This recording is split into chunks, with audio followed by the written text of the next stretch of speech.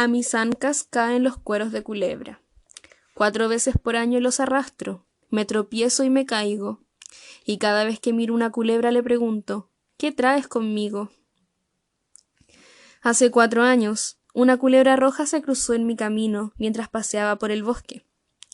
La dirección en que se movía, la velocidad, sus colores, el ánimo de los árboles y el viento y la culebra. Todos ellos me hablaban, me decían cosas.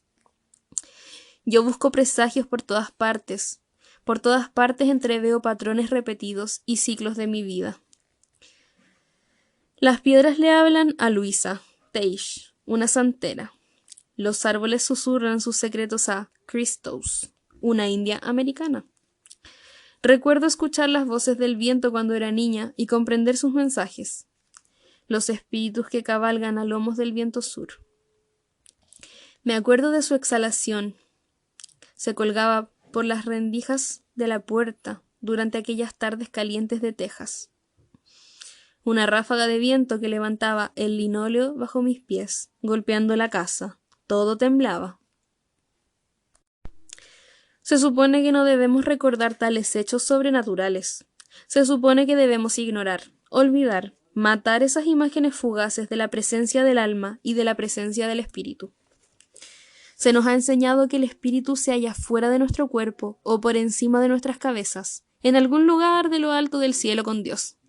Se supone que debemos olvidar que cada célula de nuestro cuerpo, cada hueso y cada ave y cada gusano contienen el espíritu en sí. Como muchos indios y mexicanos, yo no consideraba reales mis experiencias psíquicas. Negaba que hubieran tenido lugar y permití que mis sentidos internos se atrofiaran. Permití que la racionalidad blanca me dijera que la existencia del otro mundo era pura superstición pagana. Yo aceptaba su realidad, la realidad oficial del modo racional y razonador, que está conectado a la realidad externa, el mundo superior, y que está considerada la conciencia más desarrollada, la conciencia de la dualidad. El otro modo de conciencia hace posibles imágenes que vienen del alma y de lo inconsciente mediante los sueños y la imaginación. Su trabajo está etiquetado como ficción, fantasía, ilusiones que deseamos ver realizadas. Los antropólogos blancos afirman que los indios tienen mentes primitivas y por lo tanto deficientes. Afirman que no somos capaces de pensar en el modo más elevado de la conciencia, la racionalidad. Les fascina lo que ellos llaman la mente mágica, la mente salvaje, la participation mystique de la mente que dice que el mundo de la imaginación, el mundo del alma y del espíritu es tan real como la realidad física. Al intentar hacerse objetiva, la cultura occidental ha convertido en objetos a las cosas y las personas al distanciarse de ellas, con lo que ha perdido el contacto con ellas. En esta dicotomía se halla la raíz de toda violencia. No solo se dividió el cerebro en 2 funciones, sino también la realidad. Así la gente que habita ambas realidades se ve obligada a vivir en el interfaz entre las dos, forzada a adaptarse a cambiar de modo. Tal es el caso de la india y la mestiza. La religión institucionalizada teme el intercambio con el mundo de los espíritus y los estigmatiza, tildándolo de brujería. Mantiene estrictos tabúes contra este tipo de conocimiento interior. Le da miedo lo que Jung denomina la sombra, los aspectos desagradables de nosotros mismos. Pero teme incluso más lo suprahumano, el Dios en nosotros. El propósito de toda religión establecida es glorificar, aprobar y bendecir todas las actividades personales e interpersonales con un significado suprapersonal. Esto se produce por medio de los sacramentos, en realidad mediante la mayor parte de los ritos religiosos, pero solo aprueba sus propios ritos. El vudú, la santería, el chamanismo y otras religiones nativas son llamadas cultos, y sus creencias son llamadas mitologías. En mi propia vida, la Iglesia Católica no consigue aportar significado a mis acciones cotidianas, a mis continuados encuentros con el otro mundo. Esa y las otras religiones institucionalizadas empobrecen toda vida, toda belleza, todo placer. Las religiones católica y protestante fomentan el miedo, la desconfianza hacia la vida y hacia el cuerpo. Fomentan la separación entre el cuerpo y el espíritu e ignoran totalmente el alma. Nos animan a exterminar partes de nosotros mismos. Se nos enseña que el cuerpo es un animal ignorante, que la inteligencia reside solo en la cabeza. Pero el cuerpo es inteligente. No distingue entre estímulos externos y estímulos de la imaginación. Reacciona de forma igualmente visceral a eventos de la imaginación y a eventos reales. Así que yo crecí en la interfaz, intentando no conceder validez al mal aire, las malvadas entidades incorpóreas no humanas que cabalgan sobre el viento, que podían penetrar por la ventana y entrar por mi nariz con el aliento. Se suponía que no debía creer en el susto, un shock o caída repentinos que atemorizan al alma y hacen que salga del cuerpo. Y al crecer entre dos espiritualidades tan opuestas, ¿cómo podía reconciliar las dos, la pagana y la cristiana? Al margen del uso que mi gente dé al mundo sobrenatural, en este momento me parece evidente que el mundo espiritual, cuya existencia los blancos se afanan tanto en negar, verdaderamente existe. En este mismo instante siento la presencia de los espíritus de mis ancestros en mi cuarto. Y creo que la Gila es Cihuacóatl, la mujer serpiente. Ella es la Llorona, la hija de la noche, que viaja por los oscuros territorios de lo desconocido, buscando las partes perdidas de sí misma. Me acuerdo que una vez la Gila me siguió. Recuerdo su inquietante lamento. Quisiera creer que lloraba por sus hijos perdidos, los chicanos mexicanos. La facultad. La facultad es la capacidad para distinguir en los fenómenos superficiales el significado de realidades más profundas. Percibir la estructura profunda bajo la superficie. Es un sentir instantáneo, una percepción rápida a la que se llega sin razonamiento consciente. Se trata de una conciencia aguda, mediada por la parte de la psique que no habla, que se comunica mediante símbolos e imágenes, que representan los rostros de los sentimientos, es decir, tras las cuales residen o se ocultan los sentimientos. Quien posee esta sensibilidad se encuentra dolorosamente vivo y abierto al mundo. Es probable que quienes son expulsados de la tribu por ser diferentes se vuelvan más sensibles, cuando no se les maltrata hasta que dejan de sentir. Quienes no se sienten seguros física o psicológicamente en el mundo tienen una mayor propensión para desarrollar este sentido. Las personas a quienes más se ataca son quienes lo poseen en mayor medida. Las mujeres, los homosexuales de todas las razas, las personas de piel oscura, los excluidos, los perseguidos, los marginados, los forasteros. Cuando nos encontramos con el agua al cuello, cuando se nos vienen encima todo tipo de opresiones, nos vemos obligados a desarrollar esta facultad, con el fin de saber cuándo nos van a abofetear o encerrar otra vez. Seremos capaces de sentir al violador cuando está a 5 manzanas de distancia. El dolor nos genera una ansiedad profunda por evitar más dolor, así que afinamos ese radar. Es una especie de táctica de supervivencia que las personas, atrapadas entre los mundos, desarrollan sin darse cuenta. Está latente en todos nosotros. Entro en una casa y sé si hay gente o está vacía. Siento la atmósfera cargada que permanece cuando alguien acaba de hacer el amor, que se ha peleado o tiene depresión. Siento las emociones que alguien emite cerca de mí, tanto si son amistosas como si son amenazadoras.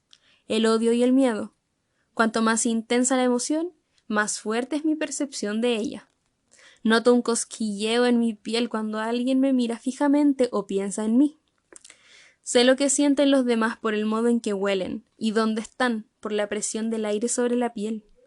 Puedo distinguir el amor o la codicia o la generosidad alojados en los tejidos de otras personas.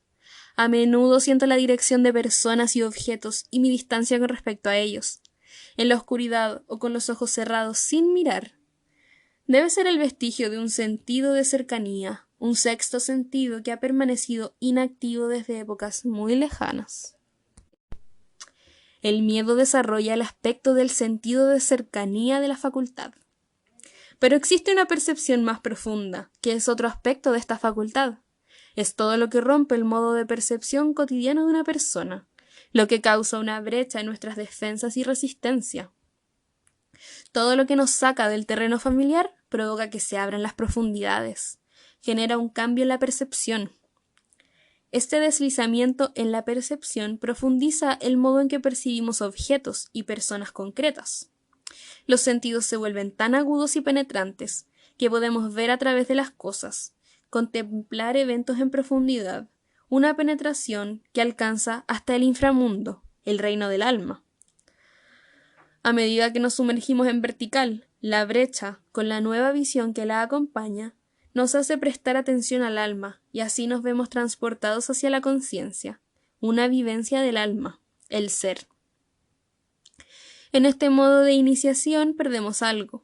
Algo nos es arrebatado, nuestra inocencia, nuestras costumbres inconscientes, nuestra ignorancia fácil y segura.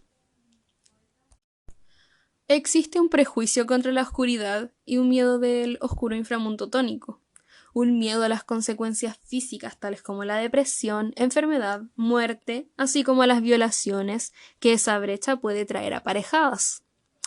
Enfrentarse a cualquier cosa que rasga el material del que está confeccionado nuestro modo cotidiano de conciencia y que nos lanza a un sentido menos literal y más psíquico de la realidad, incrementa la conciencia y la facultad. 4. La herencia de Coatlicue, de Coatlicue State. Ser proteico, oscuro, mudo, sin ventanas, sin luna que se deslice por la piedra, el cielo nocturno, solo, sin luces, solo muros de espejo, obsidiana, ahumado. En el espejo ella ve una mujer con 4 cabezas. Las cabezas giran y giran, radios de una rueda, su cuello es un eje, ella mira cada rostro, todos desean que el otro no esté ahí. El puñal de obsidiana en el aire, el edificio tan alto, debería saltar ella, sentiría la brisa, acariciándole la cara, cayendo por los peldaños del templo, corazón ofrecido al sol, muro que es angosto, cada vez más, ella no tiene ojos, un topo que penetra cada vez más profundo, abriendo un túnel aquí, abriendo un túnel allá, abriendo un túnel en el aire. En la fotografía una imagen doble, un brazo espectral junto al de carne.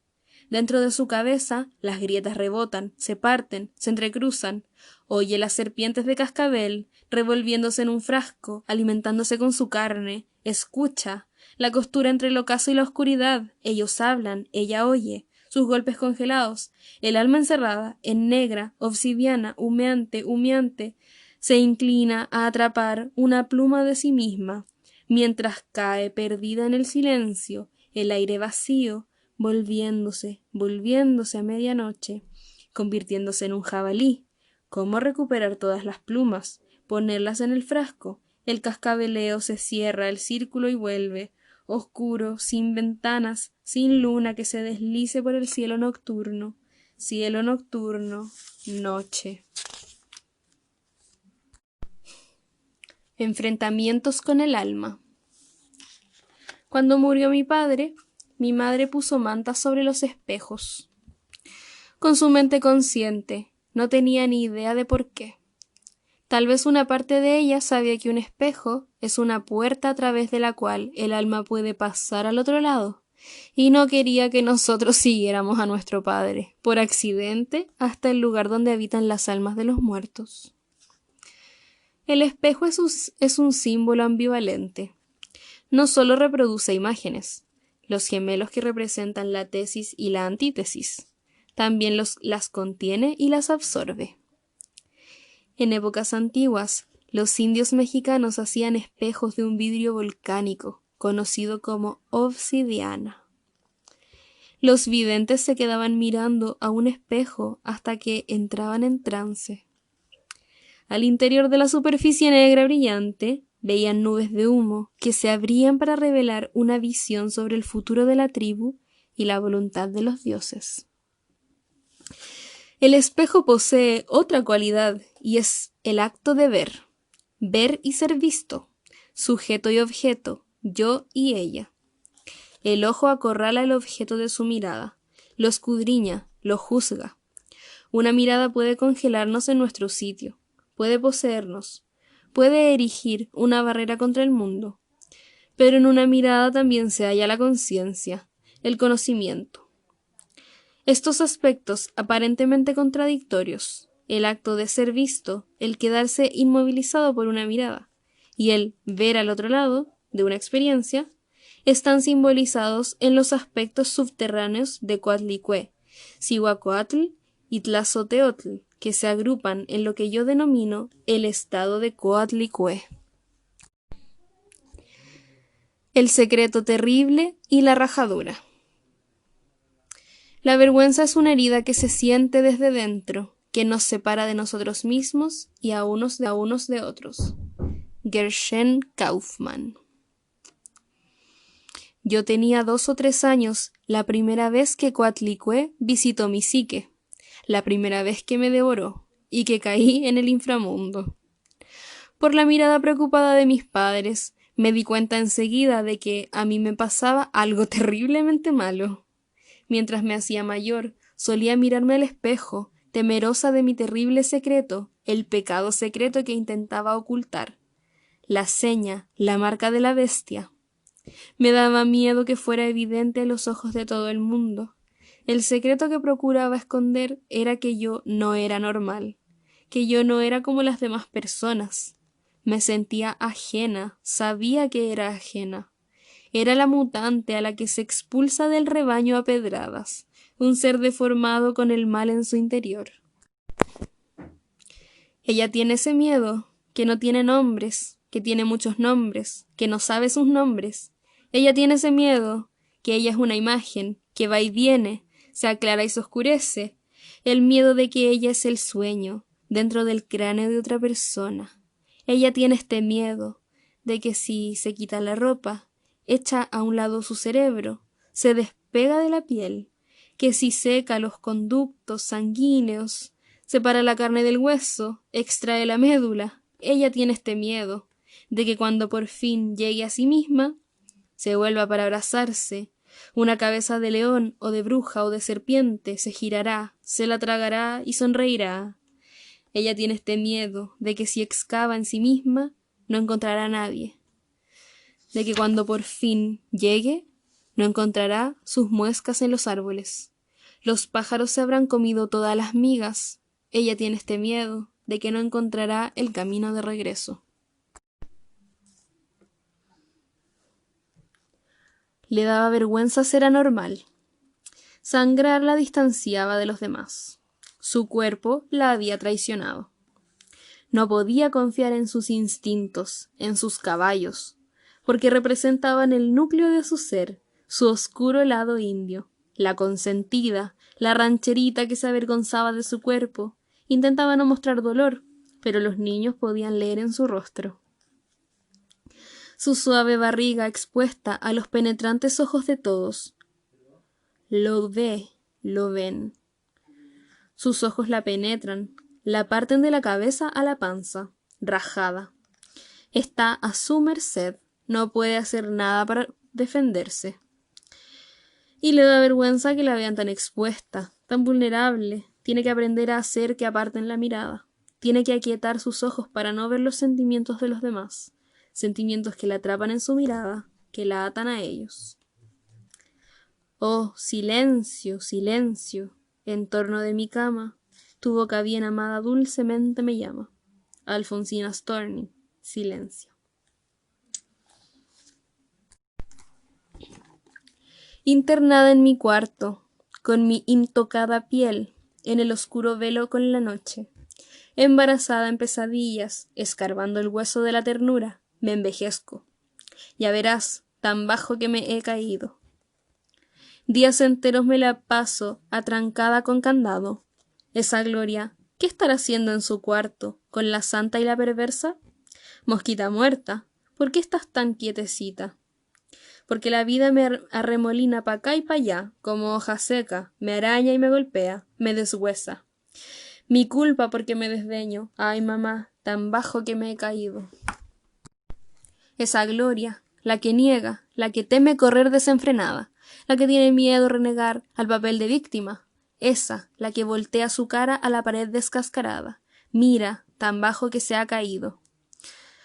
Despierta me encuentra la madrugada, una desconocida aullando profecías entre cenizas, sangrando mi cara con las uñas, escarbando la desgracia debajo de mi máscara, ya ves, tan bajo que me he caído. Se enmudecen mis ojos al saber que la vida no se entrega. Mi pecado no es la rebeldía ni el enajenamiento, es que no amé mucho, que anduve indecisa y a la prisa, que tuve poca fe y no fui dispuesta de querer ser lo que soy. Traicioné a mi camino. Ya verás, tan bajo que me he caído. Aquí nomás encerrada en mi cuarto, sangrándome la cara con las uñas, esa gloria que rechaza entregarse a su destino. Quiero contenerme, no puedo y desbordo. Vas a ver lo alto que voy a subir. Aquí vengo. Cerré la puerta con cerrojo. Dejé al mundo afuera. Vegeté, hiberné, permanecí en éxtasis, inactiva, sin teléfono, sin televisión, sin radio, a solas con la presencia en el cuarto. ¿Quién? ¿Yo? ¿Mi psique? ¿La bestia sombra? Durante el lado oscuro de la luna, algo en el espejo atrapa mi mirada. Veo todo ojos y nariz. Dentro de mi cráneo algo se desliza. Veo mi cara. Gloria, la cara de todos los días. Prieta y prietita, mis caras de infancia. Gaudí, la cara que mi madre y mis hermanos y hermana conocen. Y ahí en el espejo negro de obsidiana de los nahuas hay otra cara más, la cara de una extraña. Simultáneamente me miraba la cara desde distintos ángulos, y mi cara, como la realidad, tenía un carácter multiplice.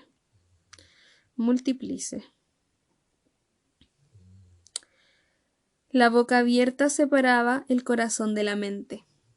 Entre los ojos en su cabeza, el ojo mágico sin lengua y el ojo racional locuaz, estaba la rajadura, el abismo, para el que no había puente. Separados, no podían visitarse, y cada uno estaba demasiado lejos para oír lo que decía el otro. El silencio se alzaba como un río y no podía ser contenido. Se desbordaba y lo anegaba todo. Nopal de Castilla. Soy nopal de Castilla, como el cactus sin espinas, y por lo tanto sin defensas, que mamá grande Ramona cuidaba detrás de su casita. Carezco de protección, así que cultivo agujas, ortigas, pinchos afilados para protegerme de los demás. Hay muchas estrategias de defensa que al ser utilizada para defenderse de la agonía de sentirse inadecuada, y yo las he usado todas. Me he separado de las partes de mí que otros rechazaron y las he repudiado. He usado la rabia para alejar a los demás y para protegerme de verme expuesta. He devuelto desprecio a quienes me hacían sentir vergüenza. He interiorizado esa rabia y ese desprecio, una parte del ser, la que acusa y persigue y juzga. Recurre a estrategias defensivas contra otra parte del ser, la que es objeto de desprecio. Como persona, yo, como pueblo, nosotros, los chicanos, nos culpamos a nosotros mismos, nos odiamos, nos infundimos terror a nosotros mismos. Casi todo esto sucede de manera inconsciente, solo sabemos que estamos sufriendo, sospechamos que en nosotros hay algo que no va, algo que está tremendamente mal. Para escapar a la amenaza de la vergüenza o el miedo, una persona adopta una actividad obligada y repetitiva, como para mantenerse ocupada, para distraerse, para mantener alejada a la conciencia. Una persona se obsesiona con beber, fumar, tomarse pastillas, entablar amistad con persona tras persona que la traicionan, siempre igual, para impedirse a sí misma ver. Cautivos cada uno de nuestra obsesión, del dios o la diosa que representa esa adicción, la persona no está lo suficientemente vacía para que la posea nada o nadie más. La atención de esa persona no puede ser captada por nada más. Esa persona no ve, y la conciencia no puede llegar a producirse. La persona sigue ignorando el hecho de que tiene miedo y que es ese miedo quien la mantiene petrificada, hecha piedra. Si no somos capaces de mirar la cara del miedo en el espejo, entonces es que el miedo no debe estar ahí. Se censura la sensación y se borra antes de que quede grabada en nuestra conciencia. Una adicción, un acto repetitivo, es un ritual para ayudarnos en un momento difícil. Su repetición salvaguarda el tránsito, se convierte en nuestro amuleto, en nuestra piedra de toque. Si pervive más allá del momento en que resultaba útil, nos quedamos colgados de ella, y ella toma posesión de nosotros. Pero es necesario que se nos detenga.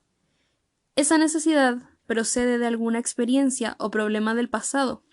Esa paralización es un mecanismo de supervivencia, pero debe desaparecer cuando deja de ser necesaria si queremos que haya crecimiento.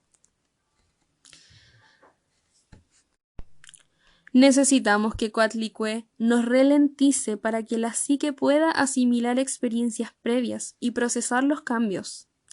Si no nos tomamos ese tiempo, ella nos postrará por medio de una enfermedad, obligándonos a descansar. Ven, ven, culebrita verde, deja que la herida causada por la serpiente sea curada por la serpiente. El alma lo utiliza todo para impulsar su propia formación. Esas actividades o estados de Coatlicue que rompen el manso discurrir de la vida, la complacencia, son exactamente lo que propulsa al alma a hacer su trabajo, crear alma, aumentar la conciencia de sí misma. Nuestras mayores decepciones y experiencias dolorosas, si podemos construir significados sobre ellas, pueden llevarnos a que nos convirtamos en algo más de lo que somos, y pueden seguir sin tener significado. El estado Coatlicue puede ser una estación de paso o puede ser una forma de vida. El estado de Coatlicue. Coatlicue da luz a todo, y a todo devora. Ella es el monstruo que se tragó a todos los seres vivientes y los astros. Es el monstruo que se traga al sol cada tarde y le da luz cada mañana. Coatlicue es una ruptura de nuestro mundo cotidiano. Como la tierra, se abre y nos traga, sumergiéndonos en el inframundo donde reside el alma, permitiéndonos habitar en la oscuridad. Coatlicue es una de las imágenes poderosas o arquetipos que habita mi psique o discurre por ella. Para mí, la Coatlicue es el incontenible torbellino interior, el símbolo de los aspectos subterráneos de la psique. Coatlicue es la montaña, la madre tierra que concibió a todos los seres humanos celestiales en su cavernoso útero. Diosa del nacimiento y de la muerte, Coatlicue da la vida y la quita, es la encarnación de los procesos cósmicos. De forma simultánea, dependiendo de la persona, representa dualidad en la vida, una síntesis de esa dualidad y una tercera perspectiva, algo más que una mera dualidad o una síntesis de la dualidad. Vi por primera vez la estatua de esta diosa monstruo, como la denominó el Village Voice, sin cabeza, diosa de vida en la muerte o muerte en la vida, en el Museo de Historia Natural en Nueva York. No tiene cabeza. En su lugar salen hacia arriba como un borbotón 2 chorros de sangre, que se transforman en 2 enormes serpientes de cascabel idénticas que se miran la una a la otra y simbolizan el carácter terrenal de la vida humana. No tiene manos. En su lugar hay otras 2 serpientes en forma de garras como de águila, que vuelven a aparecer en los pies, garras que representan el cavar tumbas en la tierra, al igual que el águila dirigida hacia el firmamento, la fuerza masculina.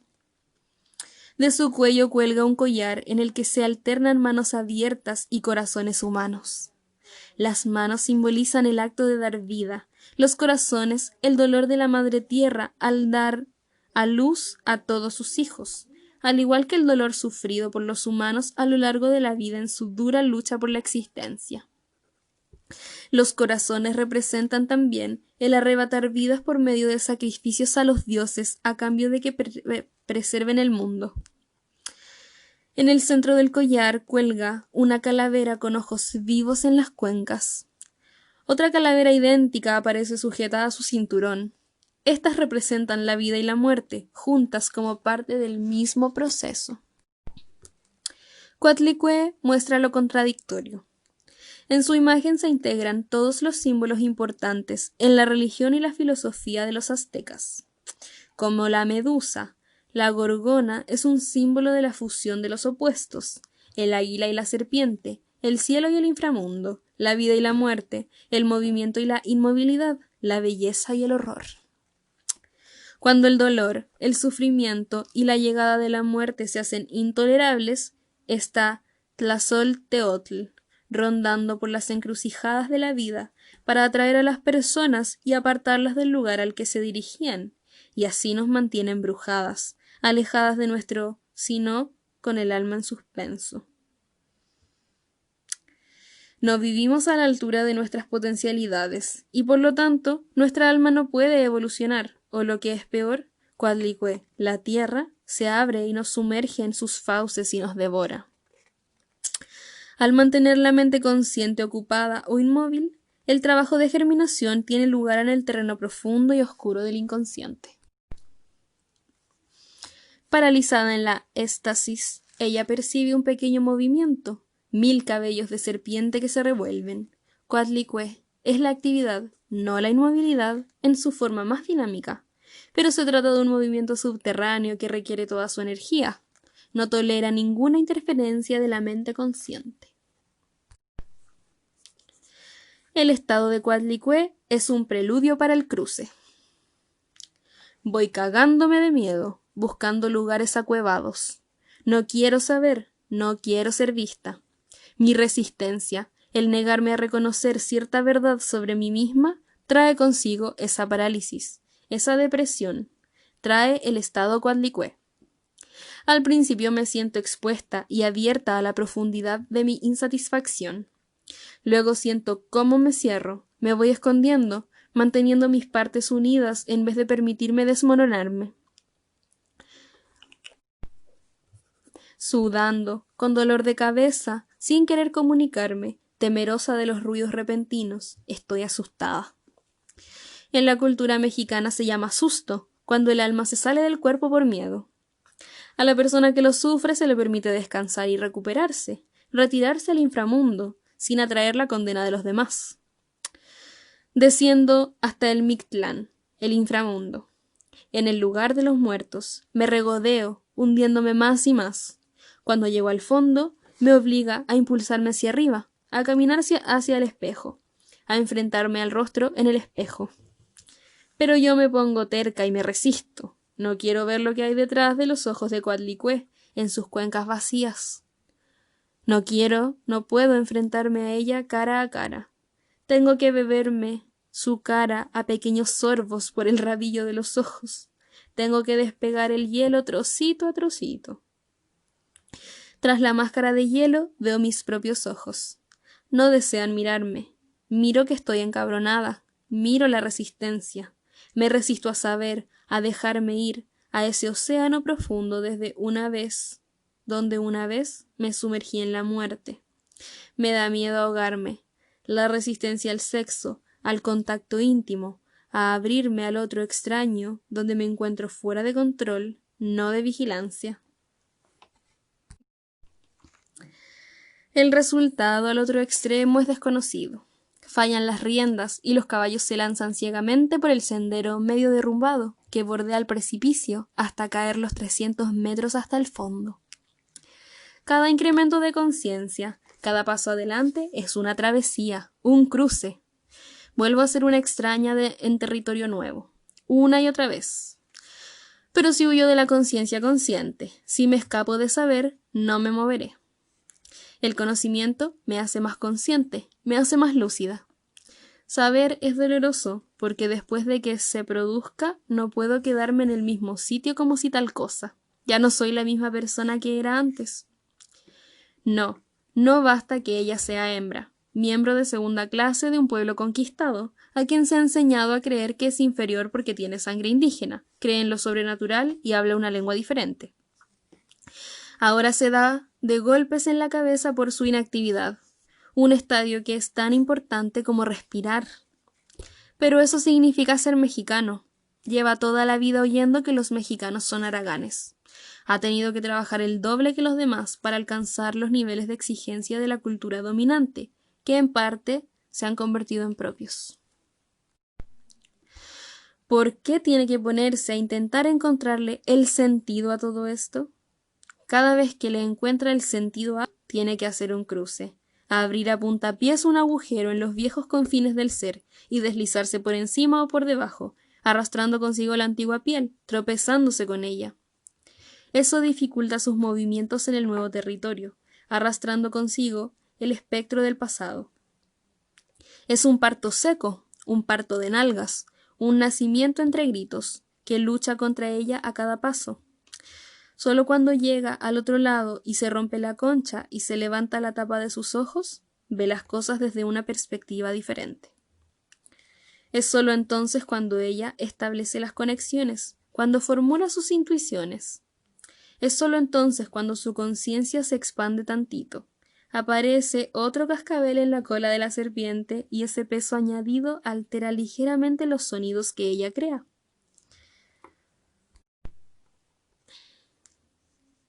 De repente se eleva la energía reprimida, toma decisiones, conecta con la energía consciente y una nueva vida empieza. Es su desgana para hacer el cruce, para abrir un agujero en la alambrada y penetrar por ella, para cruzar el río, para dar ese gran salto hacia la oscuridad, lo que la lleva a escapar, lo que la obliga a meterse en la fecunda caverna de su imaginación, donde se siente acunada entre los brazos de Coatlicue, quien nunca la va a desamparar.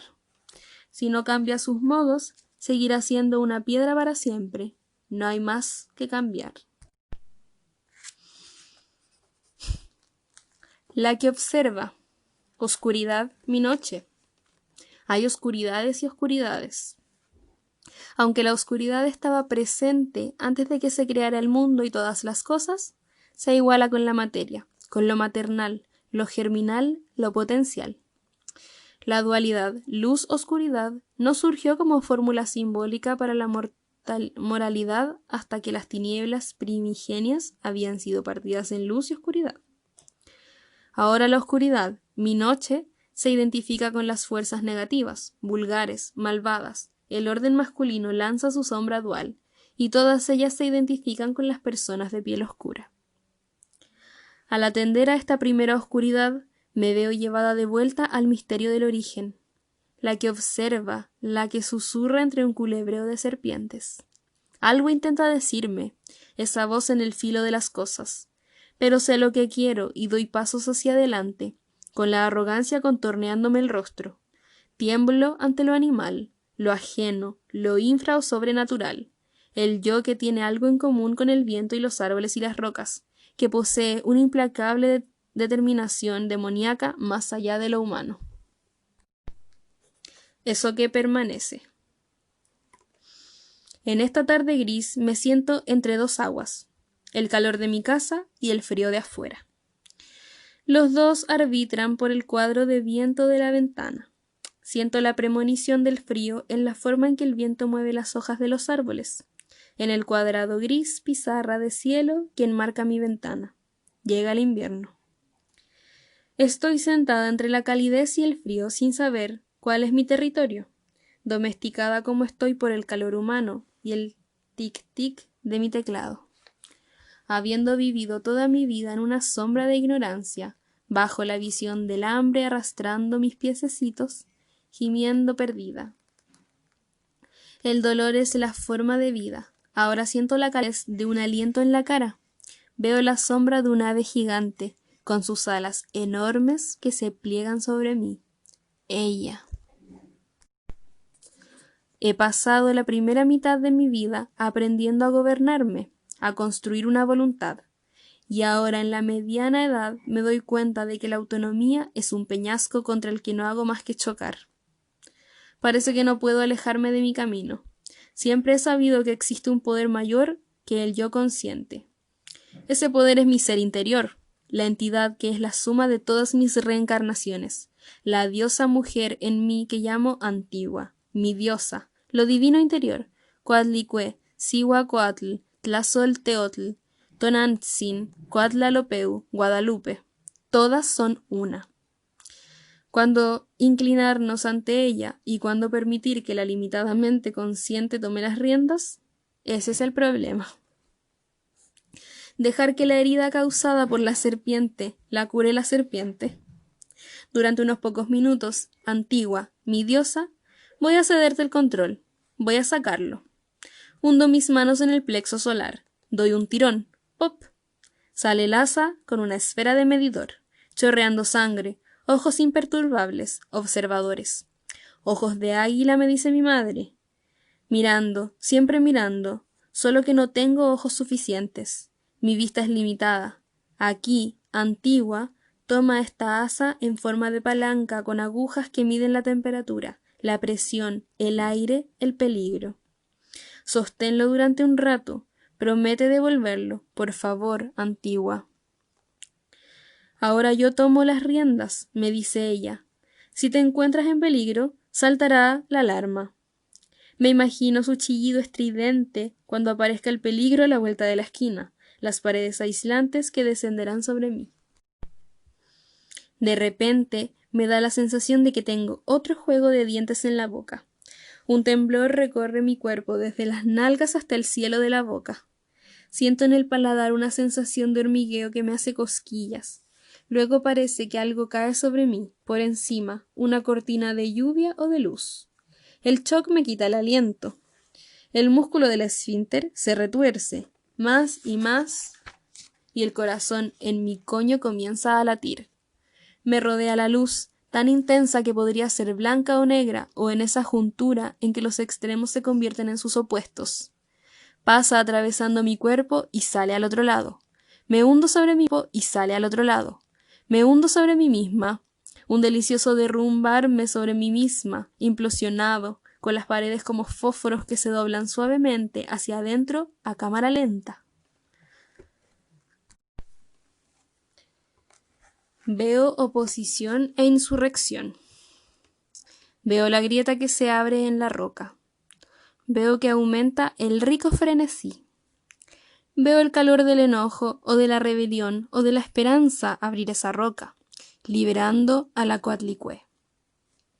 Y alguien en mí se hace cargo, en nuestras propias manos, y al final establece dominio sobre las serpientes. Por encima de mi propio cuerpo, mi actividad sexual, de mi alma, mi mente, mis debilidades y fortalezas. Mías, nuestras, no las del hombre blanco heterosexual, o las del hombre de color, o las del Estado, o las de la cultura, o de la religión, o de los padres, solo nuestras, mías. Y de pronto siento que todo se apresura hasta un centro, un núcleo. Todas las piezas perdidas de mí misma llegan volando desde los desiertos y las montañas y los valles, magnetizadas hacia el centro, completa. Algo palpita en mi cuerpo, una delgada cosa luminosa que se hace más gruesa cada día. Su presencia no me abandona nunca, nunca estoy sola. Lo que permanece, mi vigilancia, mis 1000 ojos insomnes de serpiente que parpadean en la noche, siempre abiertos, y no tengo miedo. 5. ¿Cómo domar una lengua salvaje? Vamos a tener que controlar tu lengua, comenta el dentista, sacándome todo el metal de la boca. Trocitos de plata van cayendo en la bandeja con un tintineo. Mi boca es el filón principal de una mina. El dentista me está drenando los nervios. Al respirar de modo entrecortado, me llega un olorcillo desagradable. Aún no puedo cerrar ese diente. Sigue supurando, me comenta. Vamos a tener que hacer algo con tu lengua. Oigo el enfado que se alza en su voz. Mi lengua no hace más que empujar los trocitos de algodón, presiona contra el taladro, contra las largas agujas finas. Nunca he visto nada tan fuerte ni tan obstinado, dice, y yo pienso, ¿cómo se domestica una lengua salvaje? ¿Cómo se la doma para que se esté callada? ¿Cómo se la embrida y se la ensilla? ¿Cómo se consigue que se mantenga abajo?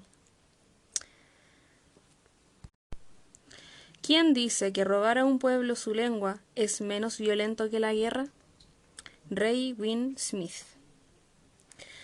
Me acuerdo que me pillaron hablando español en el recreo, lo que me valió 3 golpes en los nudillos con una dura regla.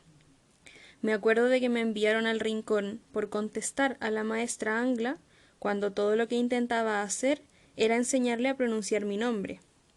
Si quieres ser americana, habla inglés. Si no te gusta, vuélvete a México, donde te corresponde. Quiero que hables inglés.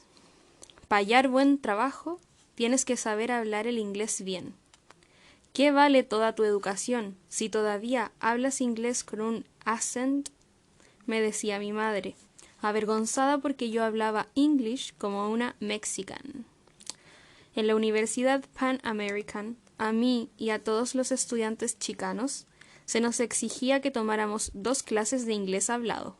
Su función, hablar con nuestro accent.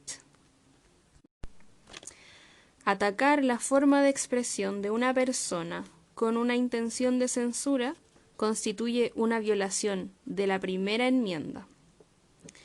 El anglo con cara de inocente nos arrancó la lengua. A las lenguas salvajes no se las puede domesticar, solo se las puede cortar. Vencer la tradición del silencio. Ahogadas, escupimos el oscuro. Peleando con nuestra propia sombra, el silencio nos sepulta. En boca cerrada no entran moscas. Flies don't enter a closed mouth. Era un dicho que se oía mucho cuando era niña. Ser habladora era ser chismosa y embustera. Era hablar demasiado. Las muchachitas bien criadas, las niñas bien educadas, no son respondonas. Es una falta de respeto contestar al padre o a la madre. Me acuerdo de uno de los pecados que le contaba al sacerdote en el confesionario, las pocas veces que me fui a confesar. Contestarle a mi madre, hablar para atrás, repelar, hocicona, repelona, chismosa, tener una boca muy grande, cuestionar, andar con cuentos, son todos síntomas de ser una malcriada. En mi cultura son todas palabras que son despreciativas cuando se aplican a mujeres. Nunca las he oído aplicadas a hombres.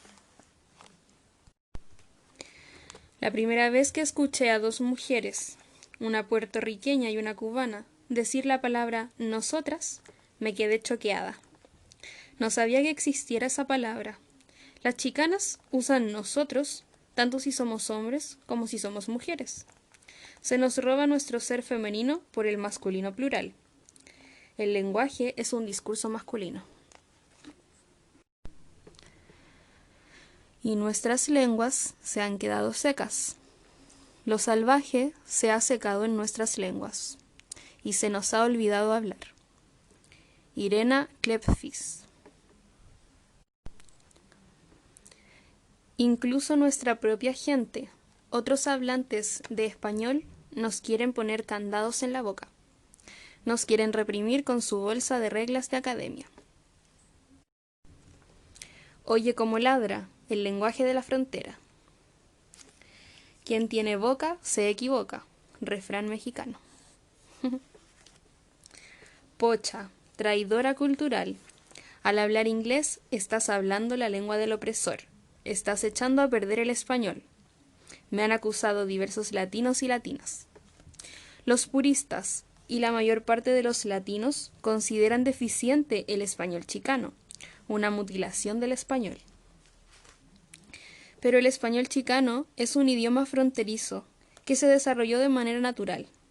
Cambio, evolución, enriquecimiento de palabras nuevas por invención o adopción han generado variantes del español chicano, un nuevo lenguaje, un lenguaje que corresponde a un modo de vivir.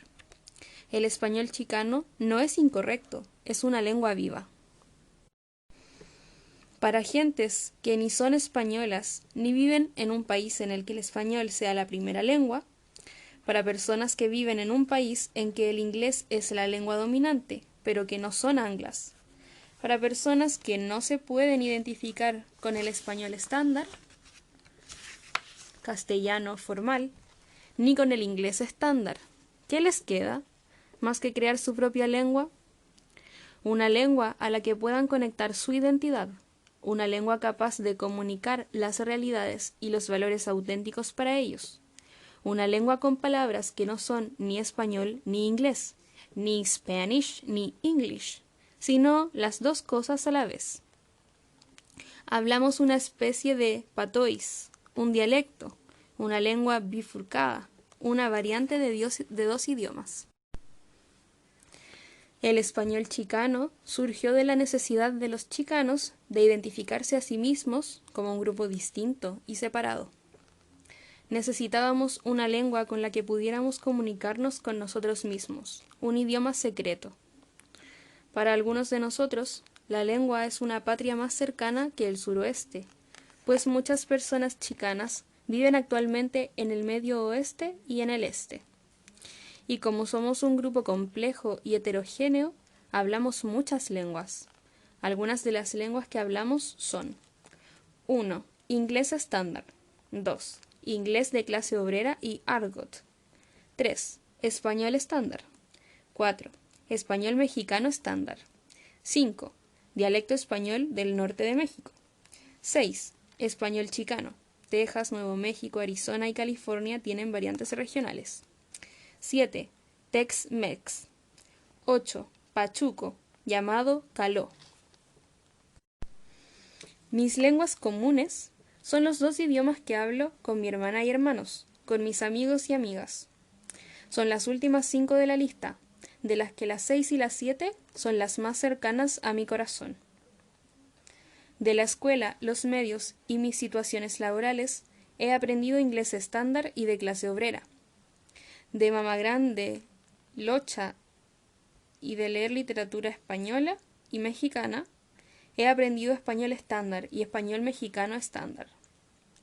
De los recién llegados, los migrantes mexicanos, y de los braceros aprendí el dialecto del norte de México. Con los mexicanos intento hablar o español mexicano estándar o el dialecto del norte de México. De mis padres y de los chicanos que viven en el valle, aprendí el español chicano de Texas, y lo hablo con mi madre, con mi hermano pequeño, que se casó con una mexicana y que no mezcla casi nunca el español y el inglés, con mis tías y otros parientes. Con chicanas de Nuevo México o Arizona hablo un poco de español chicano, pero a menudo no comprenden lo que digo. Con la mayor parte de las chicanas de California hablo siempre en inglés, a menos que se me olvide. Cuando me trasladé a San Francisco, a veces soltaba algo en español y sin darme cuenta, creaba una situación embarazosa para ellas. A menudo solo cuando estoy con una chicana tejana, cuando puedo hablar con libertad. Las palabras distorsionadas por el inglés se conocen como anglicisms o pochismos. El pocho es un mexicano anglificado o un americano de origen mexicano que habla español, con un acento característico de los norteamericanos, o que distorsiona y reconstruye el idioma por efecto de la influencia del inglés. Tex-Mex o Spanglish es lo que me sale más natural. Puedo saltar del inglés al español en la misma frase o hasta en la misma palabra. Con mi hermana y con mi hermano Nune y con personas chicanas tejanas de mi edad, hablo en Tex-Mex. De los chavos y la gente de mi edad aprendí pachuco. Esta lengua, el idioma del movimiento del Sud Suiters, es una lengua de rebeldía, tanto contra el español estándar como contra el Standard English. Es un idioma secreto. Los miembros adultos de esta cultura y los fuereños no lo pueden entender. Está compuesto de términos de argot del español y del inglés. Ruca quiere decir chica o mujer. Vato es un tipo o un hombre. Chale quiere decir no. Simón es sí. Churo es claro. O por supuesto, hablar es periquear, pigonear, es darse un pico, acariciarse. Qué gacho significa qué mal o qué mal gusto. Ponte águila significa cuidado, ojo. La muerte es pelona. Por falta de práctica y por no tener con quién hablarlo, he perdido casi todos mis conocimientos de la lengua pachuca. Español chicano. Las personas chicanas, después de 250 años de colonización anglo-hispana, han desarrollado importantes diferencias en el español que hablamos. Juntamos dos vocales adyacentes en una sola sílaba, y a veces cambiamos el acento en palabras como maíz, maíz, cohete, cohete. Nos saltamos ciertas consonantes cuando aparecen entre vocales, lado, lao, mojado, mojao. Las personas chicanas del sur de Texas pronuncian F como J, por ejemplo, jue, fue. Las personas chicanas utilizan arcaísmos, términos que ya no se usan en español, palabras que han desaparecido del uso.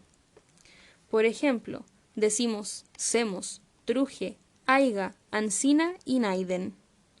Conservamos la J arcaica, como en jalar, que se deriva de una letra anterior, H, como en francés alar o el germánico alón, que se perdió en el español estándar del siglo XVI, pero que aún se encuentra en ciertos dialectos regionales, como el que se habla en el sur de Texas. Por motivos geográficos, las personas chicanas del valle en el sur de Texas se quedaron aisladas lingüísticamente de otros hablantes de español. Tendemos a usar palabras que los españoles trajeron de la España de la Edad Media. La mayor parte de los colonizadores españoles en México y en el suroeste procedían de Extremadura, entre ellos Hernán Cortés, y de Andalucía.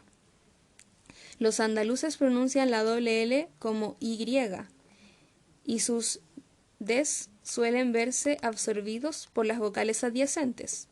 Tirado se convierte en tirao. Ellos trajeron el lenguaje popular, dialectos y regionalismos. Los chicanos y otros hablantes de español también pronuncian la doble L como Y y el sonido Z como S. Nos comemos sonidos iniciales. Decimos, por ejemplo, tar en vez de estar, toy en vez de estoy, hora en vez de ahora. Los cubanos y los puertorriqueños también se comen las letras iniciales de algunas palabras. También dejamos fuera la sílaba final, como en pa en lugar de para. El sonido intervocálico Y, que corresponde a la doble L en tortilla, ella, botella, suele cambiarse a tortia o tortilla, ea, botea. En ciertas palabras añadimos una sílaba extra al comienzo. A tocar por tocar, a gastar por gastar.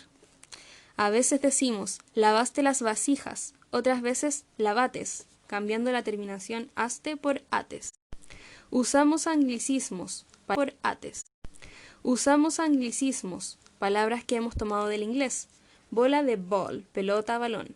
Carpeta de carpet, moqueta, alfombra, recepción de hotel. Machina de lavar de washing machine, en lugar de lavadora. El argot Tex-Mex, creado añadiendo un sonido español al comienzo o al final de una palabra en English, como coquear para cocinar, cook, watchar para observar, vigilar, watch, parquear para aparcar, park, y rapear para violar, rape. Es el resultado de las presiones que sufren los hablantes de español para adaptarse al inglés.